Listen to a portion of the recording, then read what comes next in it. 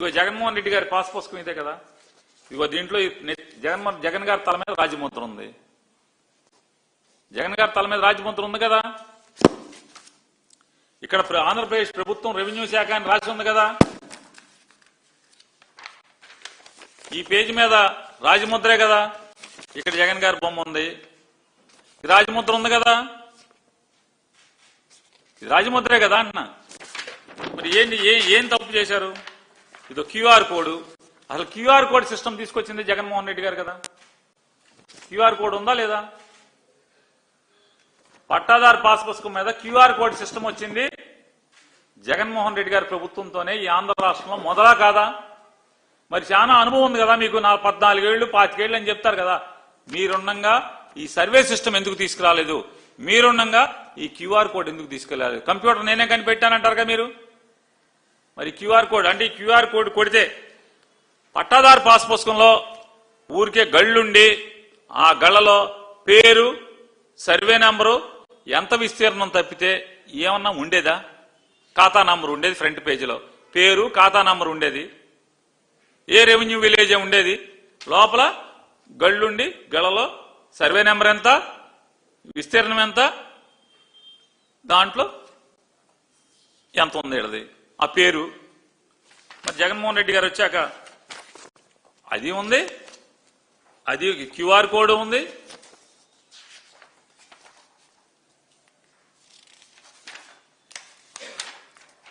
Map కొలతలతో సహా map ఎప్పుడన్నా పట్టాదారు పాస్ పుస్తకంలో అంత క్రితం ఉందా? జగన్మోహన్ రెడ్డి గారు ఇది ప్రవేశపెట్టేదాకా పొలం కొలతలతో సహా తూర్పు ఎంత ఉంది, దక్షిణం ఎంత ఉంది, పడమర ఎంత ఉంది, ఉత్తరం ఎంత ఉంది, కొలతలతో సహా అప్పుడే కదా మొదలు. జగన్ గారు పెట్టయిన తర్వాతే కదా. మరి దానికి కూడా క్యూఆర్ కోడ్ ఉంది కదా, ఆ మ్యాప్ కూడా.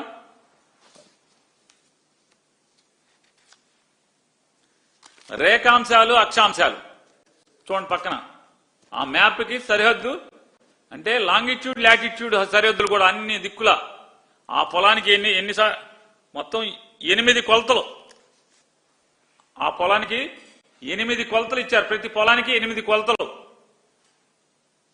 ఎక్కడ కొద్దికి కూడా బెసక్కుండా, ఎవడు ఆక్రమించకుండా,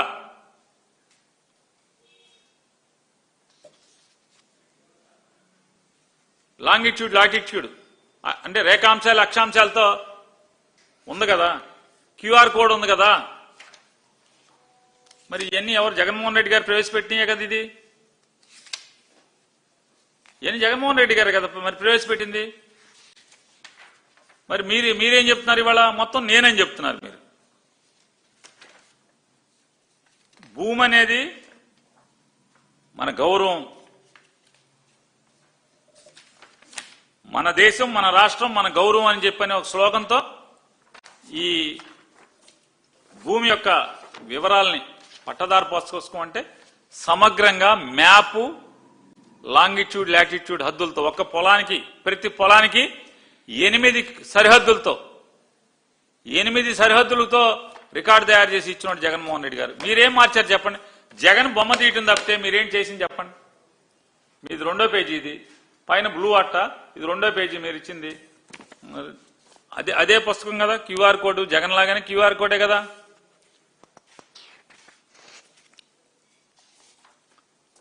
ఇదే కదా ఫోటో. జగన్మోహన్ రెడ్డి గారు దాంట్లో ఫోటో ఉంది, పాత దాంట్లో ఫోటో ఉంది. జగన్ గారు వచ్చే వరకు క్యూఆర్ కోడ్ లేదు, ఇప్పుడు క్యూఆర్ కోడ్ వచ్చింది.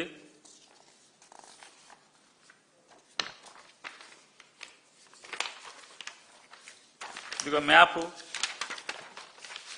మేమే ఇచ్చాంగా. మ్యాప్ మీరు కొత్తగా ఇచ్చినా చెప్తున్నారు. కొలతలు ఇచ్చింది మేమే కదా. రేఖాంశాలు, అక్షాంశాలు మేము ఇచ్చాం కదా. మరి మాది కాపీ కదా ఇది. మీరేం చేశారంటే జగన్ ఫోటో తీసేసి కొత్తగా పుస్తకాల్లో కూడా కక్కుర్తిపడి ఎంత మిగిల్చుకున్నారు. ఒక్కో పుస్తకం ఎంతకు ప్రింట్ చేశారు చూడండి. జగన్ గారు ఎంతకు ప్రింట్ చేశాడు, మీరు ఎంతకు ప్రింట్ చేశారు చెప్పండి. ఒక్కో పుస్తకం ఎంతకి తయారు చేయించారు మీరు? అన్నిట్లో కక్కుర్తి కమిషన్లు. ఈ కక్కుర్తి కమిషన్ జగన్ గారు ఫోటో తీసేశామని మీ ఆస్తుల మీద, మరి మా గతంలో మా కుల సర్టిఫికెట్ల మీద, మా ఇన్కమ్ సర్టిఫికెట్ల మీద ప్రతి దాని మీద మీ ఫోటో వచ్చేది కదా. అప్పుడు లేని తప్పు ఇప్పుడు తప్పండి. ఒకవేళ జగన్మోహన్ రెడ్డి గారు అధికారుల మాటినో ఎవడా మాటిని చేశాడనుకో, ఏంటి దీంట్లో నేరం ఏంటి అంటున్నా? దీంట్లో నేరం ఏంటి? ఆయన ఏమనుకున్నాడు, దేశంలోనే ఒక ఉన్నతమైన అద్భుతమైన సర్వే సిస్టమ్ నేను తీసుకొచ్చాను. ఒక ల్యాండ్లో భూ సంబంధించినటువంటి విషయాలు ప్రభుత్వం ఇదివరకు నాకు సంబంధం లేదని చెప్పేది, నా ప్రభుత్వం వచ్చిన కాడి నుంచి ఇది నాది బాధ్యత. ఆస్తి కొనుక్కుంటే బాధ్యత అది, ఆస్తి తగు ఉంటే తేల్చాల్సిన బాధ్యత అది, ఆస్తి సరిహద్దులు ఎవడు చెరపలేనట్టుగా సరిహద్దులు బిగించాల్సిన బాధ్యత నాది అని చెప్పి అనుకున్నాడు.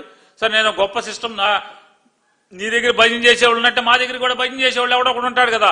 ఆ భజన బృందం, సార్ మీరు అద్భుతం సార్, మీరు మన పొట్టేస్తే బాగుంటుంది సార్, చరిత్ర కదా సార్ అంటే సరే అని బలహీనపడి ఉంటాడు. దీనికి ఏంటి, దీని నేరం ఏంటి, ఘోరం ఏంటి? దీనికి నేరమా ఘోరమా?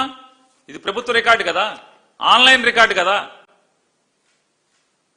ఇప్పుడు మీరు వచ్చారు, ఈ క్యూఆర్ కోడ్లో మొత్తం మీరు కావాలని తీసేశారు.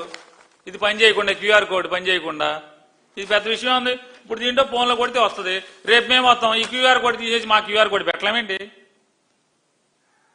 ఇవన్నీ ఎవరికి చెప్తారు చంద్రబాబు నాయుడు గారు? సుత్తి కౌరులు, పేలాల కౌరులు, పెద్ద జగన్ దోష అంటే ఏంటి దోష? ఫోటో వేసుకుంటే దోష, ఏం దోష అన్న? ఇది మొత్తం గవర్నమెంట్ రికార్డ్ అని ఉంది. పోలవరం దగ్గరికి వెళ్ళి పోలవరం పూర్తవకుండా పునాదుల్లో ఉంటే జైము జైము చంద్రన్న అంటే తప్పులేదు. వెళ్ళి బస్సులు వేసుకెళ్ళి చూపిస్తాకి 450 కోట్లు ఖర్చు పెడితే తప్పులేదు. అవ్వని పోలవరానికి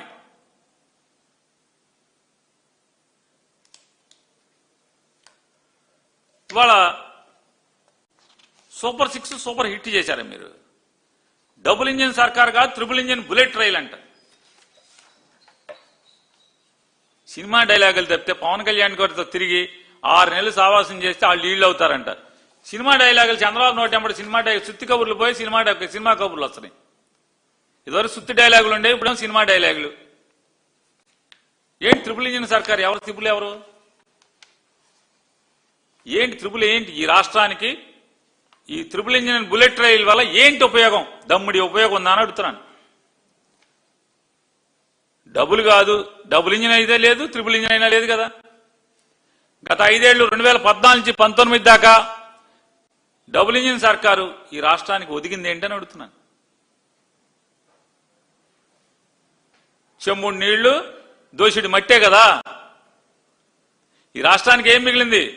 చెంబుడు నీళ్లు దోషుడి మట్టి మిగిలింది డబుల్ ఇంజిన్ సర్కార్తో. ఇప్పుడు ట్రిపుల్ ఇంజిన్ సర్కార్ బుల్లెట్ ట్రైన్తో ఏం మిగులుతుంది? ఏం మిగులుతుంది అంటే 2 ఏళ్లకు 3 లక్షలు, 2 ఏళ్ళు ఇంకా నిండలా. మీ అబ్బాయి 18 నెలలు అని చెప్తున్నట్టున్నాడు నిన్న గొప్పగా. 18 months కంప్లీటెడ్ అని ఇంగ్లీష్లో చెప్తున్నాడు కదా. 18 months కి 3 lakh crores అప్పు తెచ్చారు మీరు. 18 నెలలకి 3 లక్షల కోట్లు అప్పు తెచ్చే పరిస్థితి. నేను చంద్రబాబు నాయుడు గారిని, మీరు ముగ్గురు కలిసి, మీ బుల్లెట్ ట్రైన్ అంతా కలిసి ముగ్గురు, నేను అనుకోవటం రామారామి, ఇది జనవరి, ఫిబ్రవరి, మార్చి, ఏప్రిల్, మే, రేపు వేసవికాలానికి మీరు ముగ్గురు ట్రిపుల్ ఇంజిన్ కలిసి మొత్తం అంతా ట్రిపుల్ ఇంజిన్ బుల్లెట్ ట్రైన్ పెద్ద కేక్ కట్ చేసుకోవచ్చు. జగన్మోహన్ రెడ్డి గారు 3,32,000 కోట్లు, ఎంత 31,000 కోట్లు చేశాడు. మేము అసలు జగన్ 5 ఏళ్లలో చేశాడు. మేము 2 ఏళ్లు తిరగకుండానే 2 ఏళ్లలో జగన్ రికార్డు బ్రేక్ చేశాం. జగన్ తెచ్చిన అప్పుల కన్నా ఎక్కువ చేశామని మీరు పెద్ద కేక్ కట్ చేసుకుంటే పనికి వస్తుంది తప్పితే, ఈ bullet train, triple engine bullet train దేనికి పనికి వస్తాయా అంటే, జగన్మోహన్ రెడ్డి గారు 5 ఏళ్లలో ఈ రాష్ట్ర సంక్షేమం కోసం, ఈ రాష్ట్ర అభివృద్ధి కోసం 3 పోర్టులు, 10 ఫిషింగ్ హార్బర్లు, 31 లక్షల మందికి ఇళ్ల పట్టాలు, ఇల్లు లేని వాళ్ళకి ఇళ్ల పట్టాలు, ఇట్లా అనేక కార్యక్రమాలు, ప్రభుత్వ హాస్పిటల్ చేయటం, 17 మెడికల్ కాలేజీల నిర్మాణం చేయటం, ఇట్లా అనేకమైనటువంటి అభివృద్ధి కార్యక్రమాలతో పాటుగా 2,60,000 కోట్ల రూపాయల సంక్షేమాన్ని సరాసరి నేరుగా ప్రజలకు అందించడంలో కానీ, వీటన్నిటి కోసం 5 ఏళ్లలో 3,30,000 కోట్లు అప్పు చేస్తే, మీరు 18 నెలల్లో అంటే 60 నెలల్లో 3,32,000 కోట్లు, 3,30,000 కోట్లు చేస్తే 18 నెలల్లో 3 లక్షల కోట్లు అప్పు చేశారు మీరు. ట్రిపుల్ ఇంజిన్ దేనికి పనికి వచ్చిందని అడుగుతున్నాను. భవిష్యత్తులోనూ కరెంటు ఛార్జీలు పెంచలేము. ఇంతకన్నా దగా ఇంకేమన్నా ఉండతా? పచ్చి దగా. ఇవాళ దాకా పెంచలేదంట, భవిష్యత్తులో కూడా పెంచడంట. అసలు ఏం చేయాలి చంద్రబాబు నాయుడు గారు? మేము బరి తెగించి ఇంత అబద్ధాలు ఆడుతుంటే సిగ్గుపడే పని లేదు. బరి తెగించి మీరు ఈ రకంగా మాట్లాడుతుంటే అంటే ఎదురెవరన్నా మాట్లాడితే జైలు వేసేస్తారు.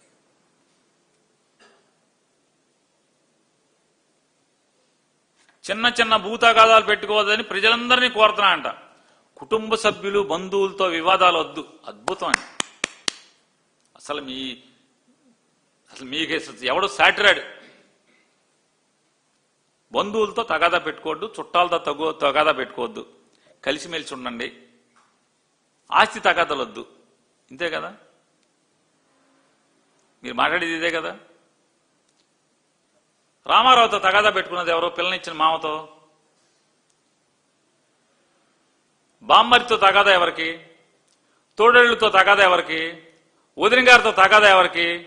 తమ్ముడితో తగాదా ఎవరికి? బామ్మర్తి కొడుకు జూనియర్ ఎన్టీఆర్తో తగాదా ఎవరికి? మాకా? తగాదాలు పెట్టుకునేది మీరు. మీది ఎట్లా ఉంటుందంటే మీరు మాత్రం ఒకనే కంటారు, అందరూ నలుగురు కానీ ఐదుగురు కానీ అంటున్నారు. మీ అబ్బాయి ఒకనే కంటాడు, మీరు మాత్రం అందరూ 10 మందిని కానీ అంటున్నారు. అంటే ఏది మీరు ఆచరించరో అది అందరిని ఆచరించమని చెప్తారు. చుట్టాలతో తగులొద్దు అంటారు, మీరు అన్ని చుట్టాలతో తగులు, మొత్తం మీ చుట్టాలందరితో తగులు మీరే కదా. ఎవరికి తగులు ఉన్నాయి? మాకెవడికి ఉన్నాయి తగాదాలు? మా చుట్టాలతో మాకెవడికి తగాదాలు ఉన్నాయి? ఇది ఒకటే కాదు, ఇంకోటి కూడా చెప్తాడు, ఆస్తులు తగాదాలు వద్దు అంటాడు. ఎన్టీ రామారావు గారు రోడ్ నెంబర్ 13లో రామారావు గారు చివరిసారిగా అంటే అసూలు బాసినటువంటి ఇల్లు, ఆ ఇంటి ఎదురుగుండా ఉన్నటువంటి రామారావు గారి కిరీటాలు, ఆయన సినిమా డ్రెస్సులు, ఆయన మొత్తం సినిమా వ్యవహారాలు, ఆయన చైతన్య రథం అన్నీ దాచుకున్న బిల్డింగ్ని కోర్టుకు దావా వేసి లాక్కున్నది ఎవరు? ఎన్టీఆర్ ట్రస్ట్ భవన్ని కోర్టు కేసు లాక్కున్నది ఎవరు? రామారావు గారి దగ్గర నుంచి. ఎన్టీ రామారావు గారు తెలుగుదేశం పార్టీ బ్యాంక్ అకౌంట్లు సీజ్, రామారావు సంతకం పనికి రాకుండా, ఎన్టీ రామారావు గారి సంతకం పనికి రాకుండా సీజ్ చేయించి ఆ డబ్బు మొత్తం మీకు వాల్చుకుని ఆ డబ్బులంతా మీరు వాడుకున్నది ఎవరు? మీరు కాదా?